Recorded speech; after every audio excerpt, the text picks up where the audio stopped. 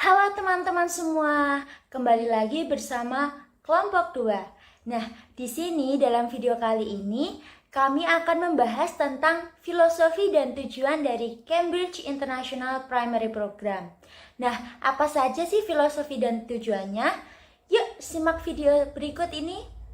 Sebelum lanjut ke penjelasannya, izinkan kami dari anggota kelompok 2 untuk memperkenalkan diri. Untuk saya sendiri, saya Hachika Cinanreno dengan NIM 211341168 dengan rekan kelompok saya Laurencia Clara dengan NIM 201134078 dan juga Antonius Rianto Wakat dengan NIM 201134209. Nah, itu dia perkenalan dari kelompok kami. Yuk selanjutnya kita simak penjelasan berikut ini.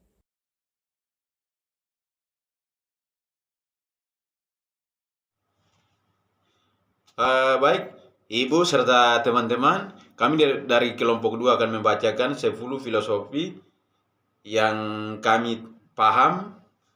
Kita akan menjelaskan filosofi Cambridge International Primary Program. Saya di sini akan membacakan dari nomor 1, nomor 2, dan nomor 3. Saya akan menjelaskan sesuai yang saya paham. Nomor berikutnya akan dijelaskan oleh teman dua saya. Dari nomor 1 adalah mencerminkan perspektif global. Dari refleksi dan analisis yang harus diketahui oleh guru, pentingnya untuk mencerminkan perspektif global. Bagian A, refleksi mencerminkan perspektif global adalah kemampuan untuk memahami suatu hal sebelum mengambil tindakan dengan melibatkan pandangan yang secara luas. Maka itu harus mempertimbangkan pengaruhnya dan konsekuensinya dari berbagai aspek di tingkat global. Pemahaman ini bertujuan terhadap hubungan antar negara, keberagaman budaya, ekonomi global, dan memahami isu-isu dalam lingkungan yang terkait. Di sini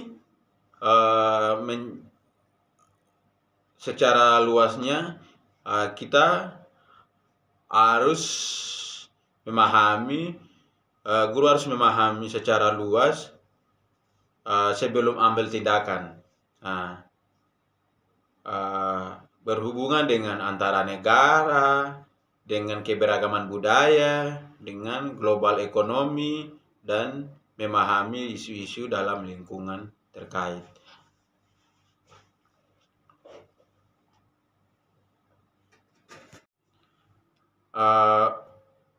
Untuk bagian B, analisis yang saya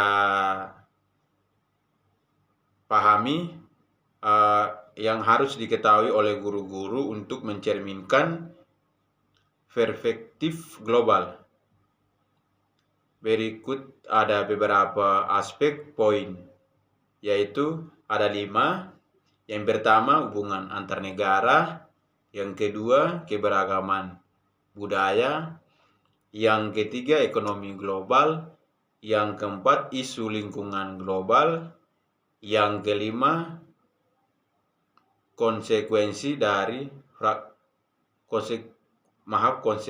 dari perspektif global.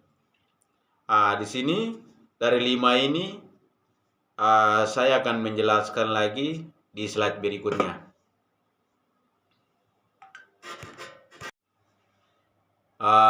Baik, untuk poin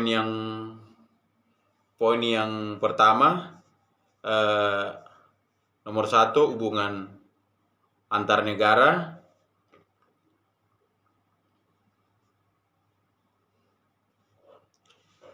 Guru harus memahami dinamika politik, ekonomi, dan sosial antar negara. Ini mencangkup pada pemahaman tentang konflik global, kerjasama internasional, perjanjian perdagangan, dan isu-isu politik global yang mempengaruhi masyarakat. Yang kedua, keberagaman budaya. Guru harus mengakui dan menghargai keberagaman budaya di dunia. Mereka perlu memahami nilai-nilai, tradisi, bahasa, dan praktik budaya yang berbeda dari berbagai negara dan kelompok etnis.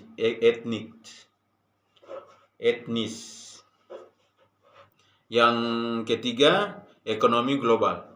Guru perlu memahami dinamika ekonomi global, termasuk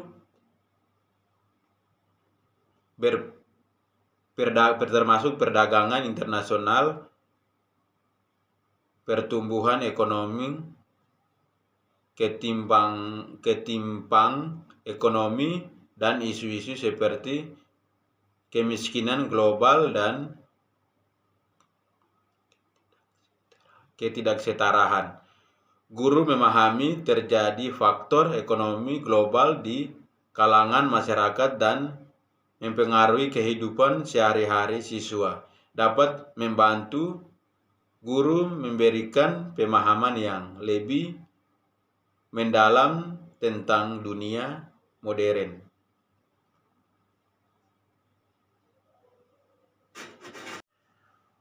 Untuk poin yang keempat, isu lingkungan global. Guru harus menyadari isu-isu lingkungan global seperti perubahan iklim, keberlanjutan kerusakan lingkungan, dan perlindungan sumber daya alam. Mereka harus mengajarkan siswa tentang pentingnya menjaga lingkungan dan bagaimana tindakan global dapat mempengaruhi masa depan planet ini. Yang poin yang kelima, konsekuensi dari perspektif global. Guru harus mampu membantu siswa memahami konsekuensi dari tindakan dan keputusan global. Ini melibatkan analisis dampak jangka panjang dari kebijakan politik, perubahan ekonomi, dan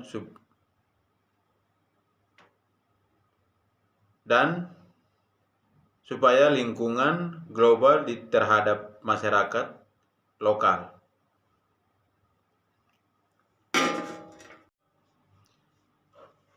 Untuk nomor 2, siswa belajar dengan cara yang berbeda dengan kecepatan yang berbeda.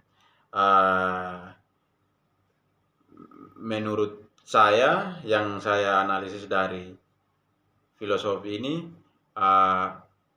yaitu bagian A, refleksi. Siswa belajar dengan cara yang berbeda dengan kecepatan yang berbeda. Pada dasarnya, setiap siswa memiliki gaya belajar yang berbeda dan unik, dengan kemampuan untuk menyerap informasi dengan cara kecepatan siswa yang berbeda.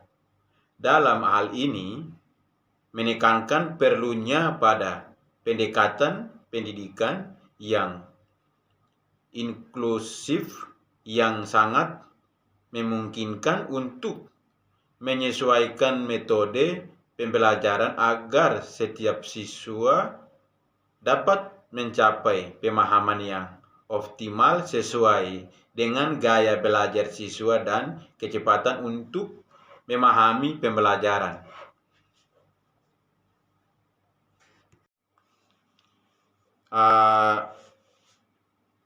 Baik, berikut ini ada beberapa gaya belajar setiap siswa yang dimiliki, maka guru harus mengetahuinya. Di sini ada 4 gaya belajar siswa. Yang pertama, nomor 1, visual. seorang siswa mungkin lebih mudah memahami materi melalui gambar, diagram, atau grafik. Yang kedua, auditif. Siswa lain mungkin lebih efektif belajar melalui pendengaran seperti mendengarkan penjelasan verbal atau diskusi kelas. Yang ketiga, kinestetik. Beberapa siswa belajar lebih baik melalui pengalaman langsung atau aktivitas fisik seperti pencobaan atau proyek praktikum. Yang keempat, verbal.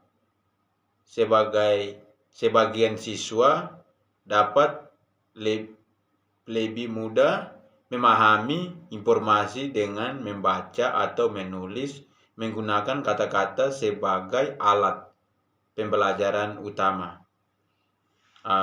Kemudian untuk kecepatan belajar juga dapat bervariasi, di mana beberapa siswa mungkin memerlukan lebih banyak waktu untuk memproses informasi, namun sementara yang lain dapat menangkapnya dengan cepat. Maka dari kombinasi dari gaya belajar yang kecepatan belajar ini membentuk keunikannya masing-masing pada setiap siswa tersebut.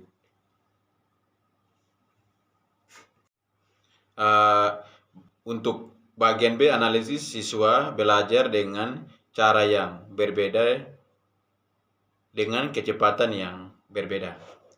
Analisis ini menggambarkan bahwa kesuksesan dalam proses pembelajaran tidak hanya tergantung pada pembelajaran yang baik, tetapi juga mendasar pada kemampuan guru untuk mengenali dan mengakomodasi gaya belajar serta kecepatan belajar masing-masing siswa.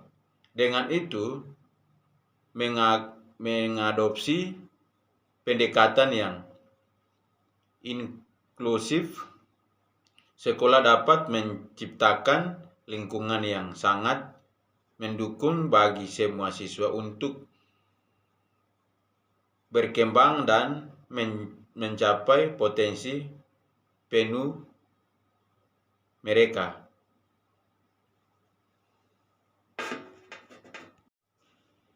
Baik, untuk bagian nomor 3, kurikulum sekolah dasar harus luas dan seimbang. Yang saya dapat, bagian A, refleksi pentingnya memiliki kurikulum yang luas dan seimbang. Di sekolah dasar tidak dapat diabaikan. Dengan kurikulum ini sangat mencerminkan kebutuhan untuk memberikan pendidikan yang holistik dan komprehensif kepada para siswa di tingkat pendidikan dasar. Kurikulum yang luas memungkinkan siswa untuk terpapar pada berbagai jenis pengetahuan dan keterampilan dari mata pelajaran inti seperti matematika dan bahasa, hingga seni, olahraga, dan keterampilan sosial. Sementara itu, keseimbangan dalam kurikulum memastikan bahwa tidak satu aspek pun yang mendominasi, sehingga kemungkinan mengembangkan yang seimbang dari berbagai aspek kehidupan siswa.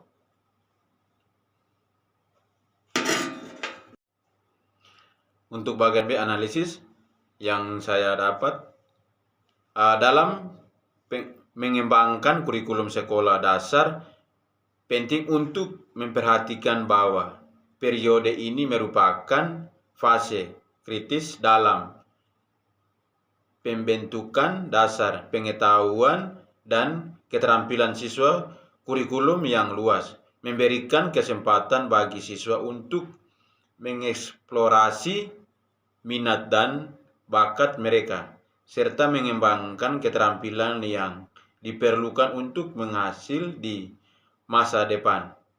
Namun, tanpa keseimbangan yang tepat dan risiko bahwa beberapa area akan diabaikan, mengakibatkan kesenjangan dalam pemahaman dan perkembangan siswa. Oleh karena itu, pendekatan yang tercermat dalam merancang kurikulum yang mencangkup berbagai bidang studi dan mempertimbangkan kebutuhan individu siswa sangat penting untuk memastikan bahwa semua siswa mendapatkan pendidikan yang lengkap dan memuaskan.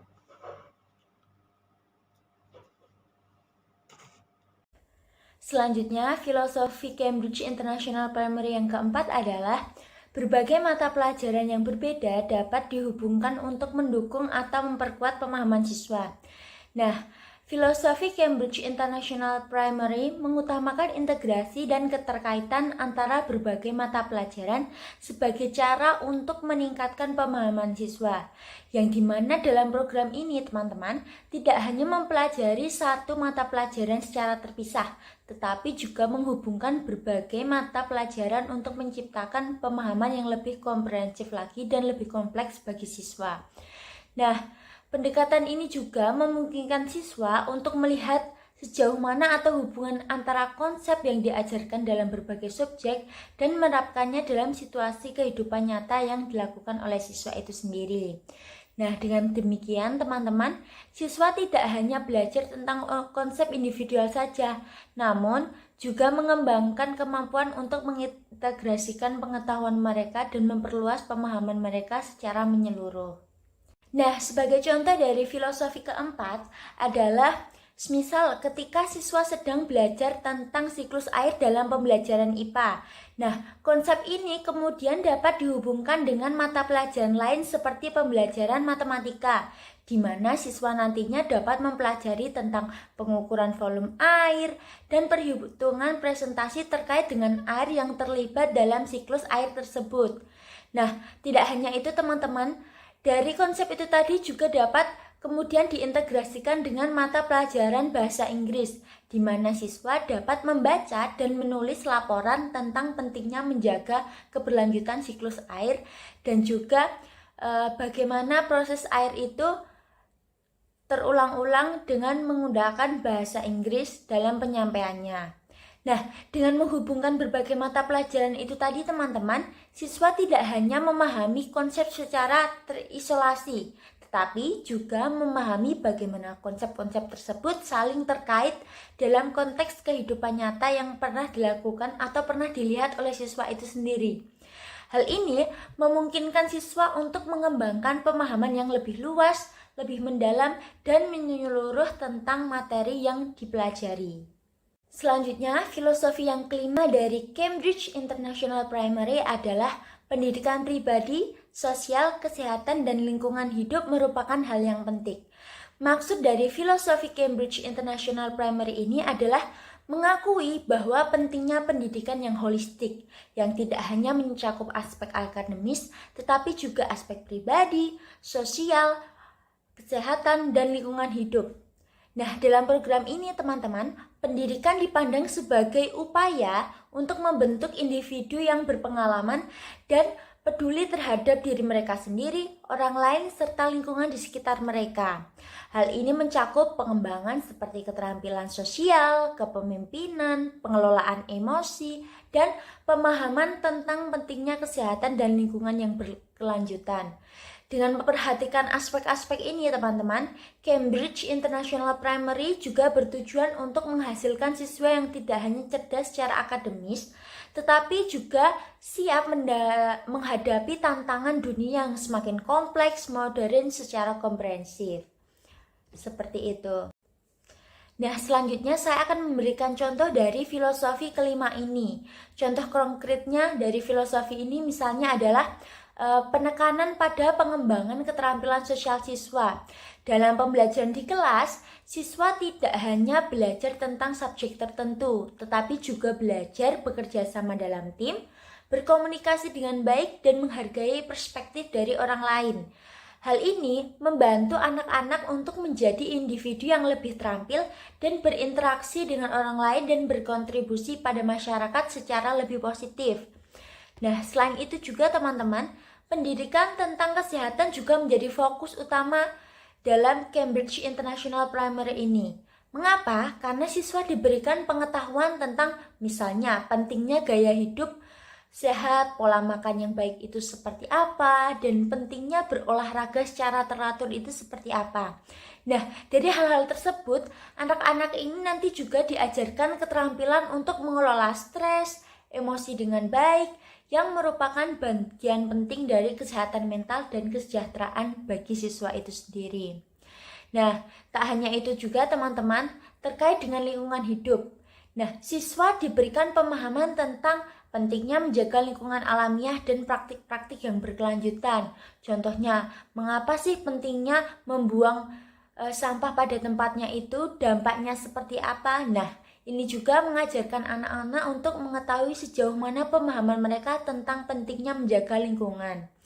Mereka juga dapat diajarkan tentang perlunya menjaga keanekaragaman hayati, pengurangan limbah, dan penggunaan sumber daya secara bijaksana. Nah, dari secara keseluruhan, pendekatan ini atau filosofi ini membantu siswa Cambridge International Primary nantinya menjadi individu yang lebih terampil, sadar diri, dan peduli terhadap diri mereka sendiri, orang lain, dan juga lingkungan di sekitar mereka, teman-teman. Nah, dengan memprioritaskan aspek-aspek ini dalam kurikulum, Cambridge International Primary Program juga berusaha menciptakan lingkungan belajar yang mendukung pengembangan siswa secara menyeluruh, tidak hanya hal akademis saja teman-teman, tetapi juga dalam aspek-aspek penting kehidupan sehari-hari di masyarakat. Nah, seperti itu teman-teman contoh dari filosofi yang kelima. Selanjutnya, filosofi keenam dari Cambridge International Primary adalah sikap positif terhadap pembelajaran sepanjang hayat harus ditumbuhkan. Apa sih maksudnya? Nah, filosofi Cambridge International Primary yang keenam ini mengartikan atau memegang teguh sikap positif terhadap pembelajaran sepanjang hayat. Nah, ini berarti bahwa program ini tidak hanya berfokus pada peningkatan pengetahuan akademis dalam jangka pendek saja, tetapi juga nantinya bertujuan untuk membentuk sikap mentalitas pembelajar yang terus-menerus untuk siswa. Siswa juga didorong untuk mengembangkan rasa ingin tahu, kemauan untuk terus belajar, dan keterampilan metakognisi yang terus terlatih yang memungkinkan mereka untuk dapat memahami bagaimana mereka belajar, prosesnya itu seperti apa, dan bagaimana mereka dapat meningkatkan proses pembelajaran mereka secara mandiri. Nah, dengan menanamkan sikap positif ini teman-teman terhadap pembelajaran sepanjang hayat, Cambridge International Primary juga memiliki tujuan untuk menciptakan individu yang siap untuk menghadapi perubahan dan tantangan dalam kehidupan mereka, baik secara pribadi maupun profesional, seperti itu. Nah, dengan mengusung filosofi yang keenam ini teman-teman, Cambridge International Primary Program ini bertujuan untuk menciptakan budaya pembelajaran yang positif, merangsang dan berkelanjutan. Sikap positif terhadap pembelajaran sepanjang hayat dapat menjadi dasar untuk mengembangkan siswa yang memiliki motivasi intrinsik, tanggap terhadap perubahan yang ada, dan mampu menghadapi tantangan pembelajaran secara optimis. Berikutnya, saya akan juga memberikan contoh dari filosofi yang keenam ini. Misal, siswa didorong untuk mengembangkan rasa ingin tahu yang kuat. Contohnya, siswa diajak untuk mengeksplorasi topik-topik yang menarik bagi mereka di luar kurikulum sekolah dan diajarkan untuk mencari jawaban atas pertanyaan-pertanyaan yang mereka miliki. Misal, anak-anak dalam pembelajaran IPA diajak untuk keluar kelas mengamati lingkungan, observasi. Nah, dari situ siswa juga dapat mengeksplor apa yang mereka lihat, apa yang mereka tanyakan dalam pemikiran mereka, kemudian melihat secara langsung dari hasil observasi itu dan dapat selanjutnya dilakukan diskusi atau tanya jawab mengenai apa yang telah mereka lihat. Seperti itu. Selain itu juga, pembelajaran reflektif juga ditekankan, di mana siswa diajarkan untuk memikirkan kembali pengalaman belajar mereka dan mengidentifikasi area di mana mereka dapat meningkatkan. Contohnya, setelah menyelesaikan proyek tadi, siswa didorong untuk merefleksikan prosesnya itu seperti apa yang mereka alami, kemudian mempertimbangkan juga apa yang berhasil dan apa yang bisa diperbaiki untuk pembelajaran selanjutnya. Seperti itu. Nah, pendekatan ini juga mencakup pengembangan keterampilan metakognitif, teman-teman. Apa sih? Gimana yang memungkinkan siswa ini untuk memahami bagaimana mereka belajar dan bagaimana mereka dapat meningkatkan proses pembelajaran yang efektif tadi atau secara mandiri tadi. Nah, contoh konkretnya adalah dengan mengajarkan strategi belajar yang efektif, seperti membuat catatan, merencanakan waktu, dan mengevaluasi pemahaman mereka secara berkala. Poin yang ketujuh terdapat reflection and analyze are important for quality and assessment. Artinya, refleksi dan analisis itu menjadi dua aspek yang penting dalam pengajaran dan penilaian yang berkualitas, di mana apabila kita pahami, refleksi belajar sendiri dapat diartikan sebagai suatu kegiatan yang dilakukan dalam proses belajar mengajar dalam bentuk penilaian tertulis maupun lisan yang dilakukan oleh guru untuk peserta didik, dan biasanya refleksi ini bisa dilakukan dengan mengekspresikan kesan, pesan, harapan, maupun kritik terhadap proses pembelajaran. Kemudian, kita juga dapat memahami bahwasannya analisis itu merupakan suatu kegiatan untuk menerima atau menyelidiki suatu peristiwa untuk mengetahui kebenarannya sesuai dengan fakta tentunya. Sehingga refleksi dan analisis ini sangat penting dalam pengajaran dan juga penilaian dikarenakan dapat membantu guru dalam memahami proses pembelajaran peserta didik agar semakin baik dan meningkatkan kualitas pengajaran guru itu sendiri. Refleksi dan analisis ini juga menjadi bagian integral yang penting dalam praktik pengajaran guru, di mana dapat dilakukan dengan merenungkan pengalaman apa saja yang sudah dialami oleh peserta didik, kemudian menganalisis data peserta didik, dan mencari tahu terkait pendekatan apa yang perlu dilakukan untuk menciptakan lingkungan pembelajaran yang mendukung pertumbuhan dan pencapaian peserta didik. Nah, berikut ini terdapat contoh dari kegiatan refleksi dan juga analisis yang dapat dilakukan ketika proses belajar mengajar.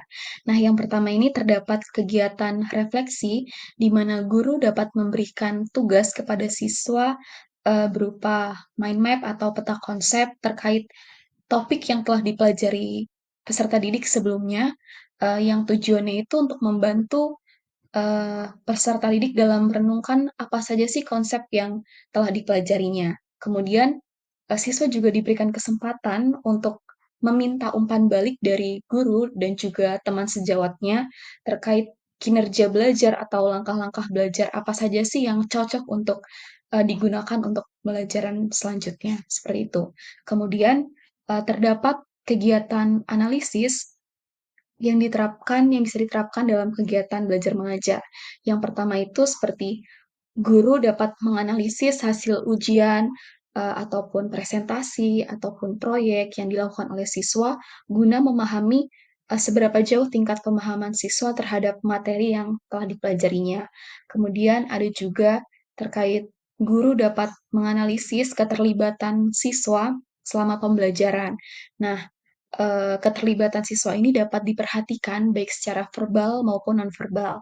Kemudian yang ketiga itu contohnya, guru dapat menganalisis penerapan atau model pembelajaran apa sih yang cocok digunakan dalam kegiatan belajar, sesuai dengan kebutuhan siswa, seperti itu. Kemudian poin 8 terdapat formative assessment can be used to inform teaching and planning. Artinya, penilaian formatif ini dapat digunakan untuk menginformasikan pengajaran dan juga perencanaan. Nah, perlu kita ketahui terlebih dahulu, apa sih yang dimaksud dengan penilaian formatif?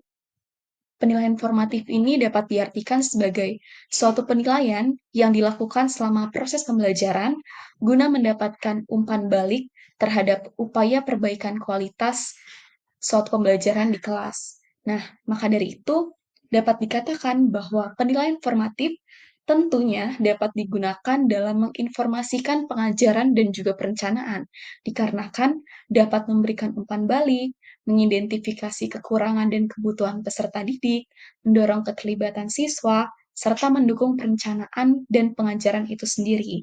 Nah, apabila penilaian formatif ini dilakukan oleh guru secara teratur, dengan mengumpulkan data, kemudian merespon secara efektif dari pengajaran itu, tentunya dapat membantu dalam memastikan bahwasannya peserta didik ini memperoleh apa yang mereka butuhkan sehingga dapat mencapai potensi yang penuh dalam pembelajaran tersebut. Nah, kemudian di sini terdapat beberapa contoh penilaian formatif yang dapat diterapkan dalam proses pembelajaran. Nah, yang pertama melalui pengerjaan kuis, di mana guru dapat memberikan kuis secara berkala kepada peserta didik sebagai tujuan untuk mengetahui tingkat pemahaman peserta didik itu sendiri. Kemudian yang kedua, melalui penilaian proyek atau presentasi. Dan yang ketiga, melalui diskusi kelas, di mana kegiatan diskusi kelas ini bertujuan untuk memeriksa pemahaman peserta didik terhadap materi yang telah dipelajarinya, dan biasanya dalam diskusi kelas ini, guru dapat mengajukan pertanyaan terbuka atau memberikan studi kasus tertentu untuk mendorong siswa dalam berpikir kritisnya dan menyampaikan pendapat-pendapat sesuai dengan pengetahuan yang mereka punya. Nah, selanjutnya pada poin ke-9 terdapat external benchmark of student performance can be useful for reporting and planning. Artinya, tolak ukur eksternal siswa itu dapat berguna untuk pelaporan dan juga perencanaan. Nah, tolak ukur eksternal siswa ini mengacu pada suatu instrumen penilaian yang secara khusus dibuat oleh pihak eksternal seperti lembaga pemerintahan yang tujuannya untuk mengukur kemajuan siswa sebagai suatu subjek atau keterampilan tertentu. Nah, di mana penggunaan tolak ukur ini tentu dapat memberikan banyak manfaat yang berarti dalam pelaporan dan juga perencanaan pembelajaran itu sendiri.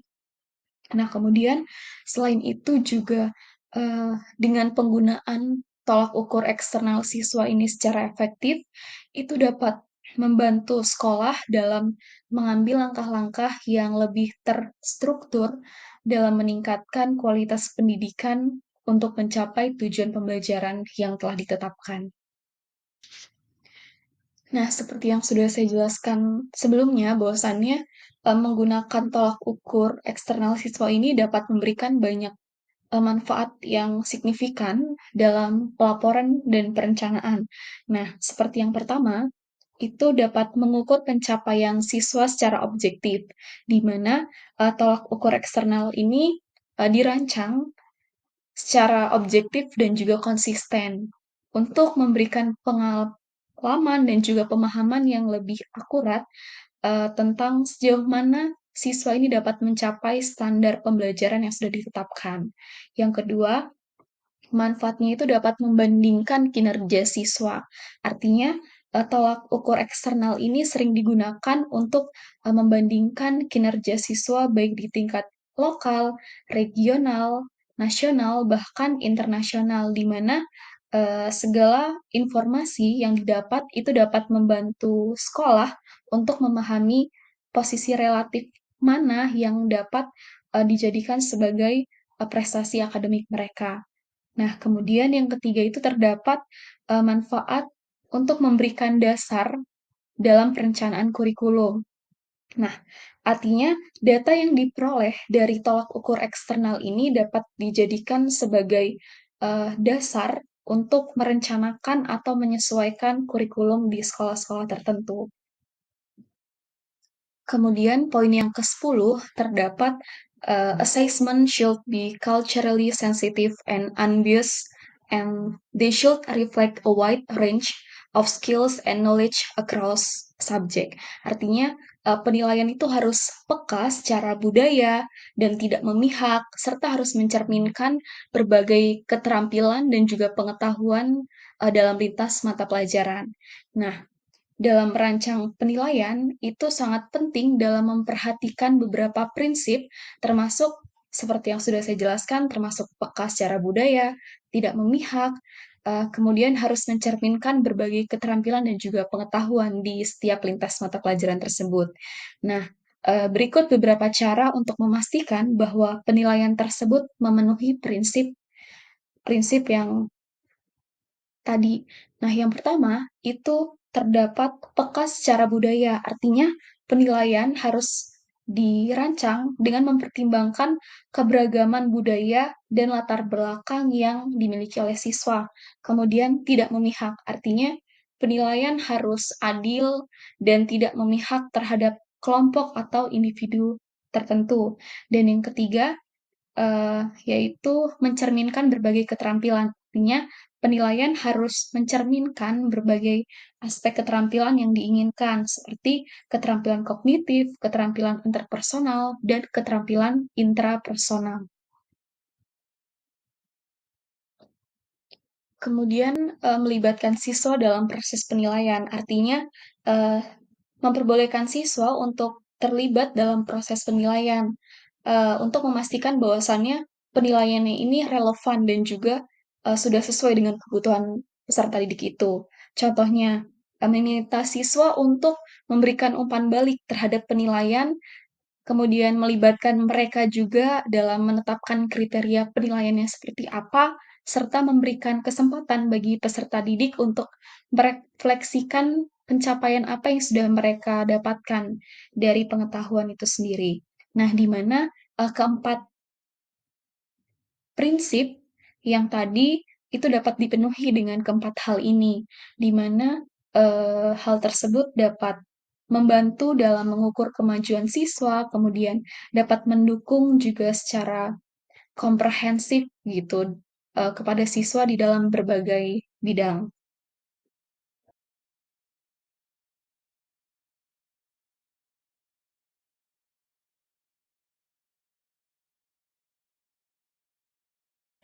Nah, selanjutnya teman-teman, di sini kami akan membahas tentang tujuan dari Cambridge International Primary Program. Ada 6 tujuan. Nah, yang pertama adalah untuk mengembangkan berbagai pengetahuan dan keterampilan yang akan memberikan landasan kokoh yang dapat dibangun pada tahap pendidikan selanjutnya. Maksudnya gimana sih? Nah, maksud atau tujuan dari yang pertama ini adalah mencakup mempersiapkan siswa dengan pemahaman yang mendalam tentang berbagai subjek mata pelajaran secara akademis, serta mengembangkan keterampilan yang diperlukan seperti pemecahan masalah, berpikir kritis, berkomunikasi secara efektif, dan berkolaborasi. Nah, dengan memberikan landasan yang kokoh ini, program ini bertujuan untuk memastikan bahwa siswa memiliki fondasi atau landasan yang kuat untuk melanjutkan pendidikan mereka di tingkat berikutnya, baik itu dalam konteks sekolah yang lebih tinggi atau di dalam kehidupan mereka secara keseluruhan. Nah, adapun contohnya, contoh ketika di bidang bahasa, siswa tidak hanya belajar kosakata dan tata bahasa saja, namun juga mengembangkan keterampilan membaca, menulis, mendengarkan, berbicara dengan lancar. Nah, dari pengembangan keterampilan tersebut juga dapat meningkatkan keterampilan komunikasi, teman-teman. Nah, yang dapat membantu mereka atau siswa ini untuk menguasai bahasa tersebut sepenuhnya dan menjadi pembaca yang kritis, penulis yang efektif, dan menjadi komunikator yang baik di masa depan. Next, tujuan kedua dari Cambridge International Primary Program adalah untuk memberikan kerangka progresif hasil pembelajaran yang sesuai bagi siswa pada tahap dasar. Maksudnya seperti apa? Nah, maksud dari tujuan ini adalah di mana menyediakan struktur yang memungkinkan siswa untuk mengembangkan pengetahuan, pemahaman, dan keterampilan yang diperlukan secara bertahap sesuai dengan kebutuhan perkembangan mereka. Dengan demikian, program ini bertujuan untuk membangun landasan yang kuat yang dapat digunakan siswa untuk meraih keberhasilan di tingkat pendidikan yang lebih tinggi atau selanjutnya. Nah, ini dapat melibatkan juga dengan pemberian pengalaman belajar yang beragam, pendorong untuk memikirkan menjadi pemikir yang kritis, kemampuan berkomunikasi, serta pembangunan karakter dan sikap positif terhadap pembelajaran. Dengan demikian, dengan memberikan kerangka progresif ini juga, Cambridge International Primary Program mempersiapkan siswa untuk menjadi pembelajaran yang mandiri dan sukses di masa depan. Contohnya nih teman-teman, dari tujuan kedua ini. Misal, dalam pembelajaran matematika, kurikulum Cambridge International Primary ini memberikan urutan pembelajaran yang sistematif, dimulai dari konsep dasar seperti diajarkan mulai dari angka, kemudian setelah dari angka itu tadi dilakukan misal penjumlahan, pengurangan, atau operasi matematika mendasar lainnya, dan kemudian dikembangkan menjadi topik-topik yang lebih kompleks seperti geometri, aljabar, dan statistik. Nah, pendekatan ini memastikan bahwa siswa nantinya dapat membangun pemahaman yang kuat dan tentang konsep-konsep matematika secara bertahap sesuai dengan kemampuan kognitifnya dan dapat diterapkan dalam kehidupan sehari-hari. Seperti itu teman-teman. Contoh dari tujuan Cambridge International Primary Program yang kedua. Kemudian tujuan dari CIPP yang ketiga terdapat to provide a structure that emphasizes the development of skills as well as knowledge. Artinya, tujuannya untuk menyediakan struktur yang menekankan pada pengembangan keterampilan dan juga pengetahuan.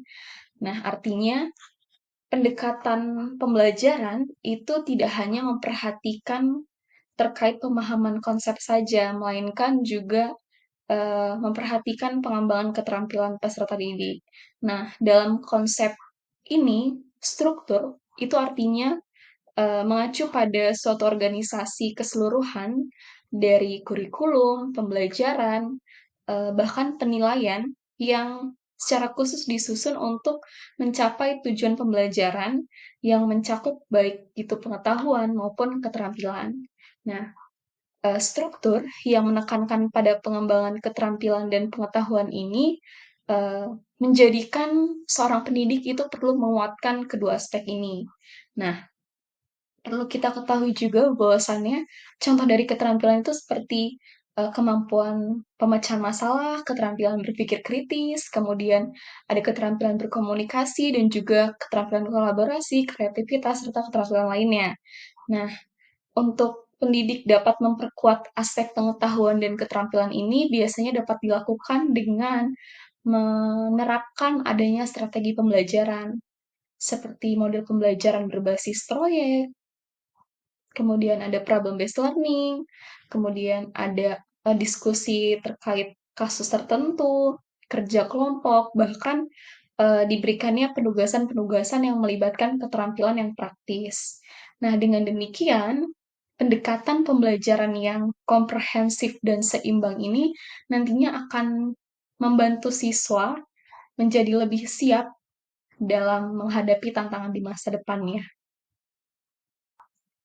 Kemudian, tujuan dari CIPP yang kelima ini terdapat To provide a flexible system of assessment that enables schools to obtain the feedback they need to inform teaching. Yang dimaksudkan yaitu untuk menyediakan sistem penilaian yang fleksibel yang memungkinkan sekolah itu dapat memperoleh umpan balik terhadap apa yang mereka perlukan untuk menginformasikan suatu pengajaran. Nah, artinya pendekatan yang menggunakan penilaian ini itu dapat disesuaikan dengan kebutuhan dan konteks masing-masing sekolah. Nah, konteks fleksibel di sini artinya mengacu pada kemampuan sistem penilaian untuk dapat beradaptasi dengan berbagai situasi dan kebutuhan pembelajaran yang terdapat di situasi yang berbeda-beda. Nah, dapat diketahui juga bahwasannya sistem penilaian ini dapat melibatkan berbagai jenis instrumen dan juga metode penelitian yang dapat disesuaikan dengan tujuan pembelajaran, karakteristik siswa, bahkan kurikulum yang sedang diterapkan di sekolah tersebut. Kemudian, dengan demikian, dengan penggunaan sistem penilaian ini tentu mempengaruhi sekolah untuk memperoleh informasi. Jadi, dengan adanya sistem penilaian ini, itu dapat membantu sekolah untuk mudah memperoleh informasi yang mereka butuhkan untuk menginformasikan suatu pengajaran dan juga digunakan untuk meningkatkan hasil belajar siswa secara efektif.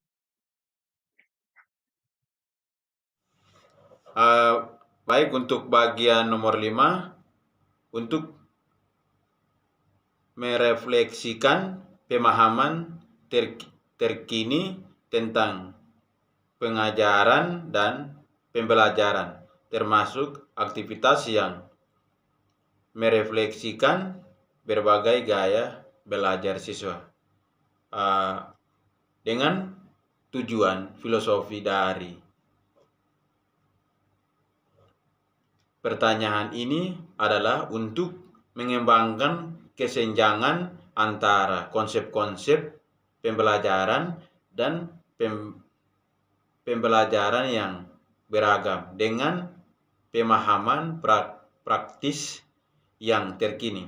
Ini dapat melibatkan proses refleksi yang mendalam terhadap strategi pengajaran yang efektif dan aktivitas pembelajaran yang dapat menyesuaikan diri dengan kebutuhan beragam gaya belajar siswa. Dengan melakukan refleksi ini, maka siswa dapat menciptakan lingkungan